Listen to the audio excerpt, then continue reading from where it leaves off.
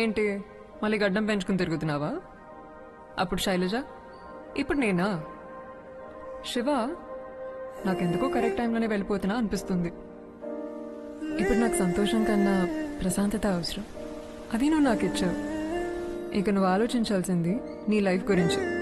నువ్వు తీసుకునే ప్రతి స్టెప్ కేర్ఫుల్గా వే. మళ్ళీ టెర్రస్ మీద ఒంటరిగా కూర్చొని ఏడుస్తావో ఏమో. చాలు, చాలా ఏడ్ చేసావు.